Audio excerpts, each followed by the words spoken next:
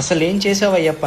నన్ను ఎందుకు ఇలా మార్చేశావు? తెల్లవారుజాము 3-4ంటికి నిద్రపోయే నన్ను అదే 3-4ంటికి నిద్ర లేచేలా చేశావు. ఎప్పుడు ఏదో ఒక పిచ్చి ధ్యాసలో ఉండే నన్ను నిత్యం నీ ధ్యానంలో ఉండేలా చేశావు. విడిచిన బట్టల్ని ఎక్కడ పడితే అక్కడ వేసే నేను నా బట్టల్ని నేనే ఉతుక్కునేలా నేనే ఆరేసుకునేలా చేశావు. అసలు రోజు ముక్కలేంది ముద్ద దిగని నన్ను సాత్విక భోజనం అలవాటు చేసి ఆ ముక్క మీద ధ్యాస లేకుండా చేశావు. అసలు షూ తప్ప చెప్పులు కూడా వేసుకుని నేను ఉత్తి కాళ్ళ మీద నడిచేలా చేశావు. అసలు రోజు పొద్దున్నే లేచి అద్దంలో చూసుకుంటుంటే నేనేనా అనే డౌట్ నాలో కలిగించావు. అసలు ప్రశాంతత అనేది పబ్బుల్లోనూ బారుల్లోనూ దొరుకుతుందనుకున్న నన్ను అసలైన ప్రశాంతత నీ సన్నిధానంలో ఉందని తెలిసేలా చేశావు. ఇన్ని మార్చావు కదయ్యప్ప, ఇంకొక విషయాన్ని కూడా మార్చేస్తావని అనుకుంటున్నా. అదే నాకున్న కోపం. నేను ఇప్పటికే నా కోపాన్ని చాలా కంట్రోల్ చేసుకుంటున్నా. కానీ కొన్ని సందర్భాల్లో కొంతమంది వ్యక్తుల వల్ల నాకైతే కట్టలు తెచ్చుకుని కోపం వచ్చేస్తుంది. ఒకటి ఆ మనుషులనైనా మార్చు, లేదా నన్నైనా మార్చు. చాలయ్యప్ప, ఈ జీవితానికి ఇది చాలు.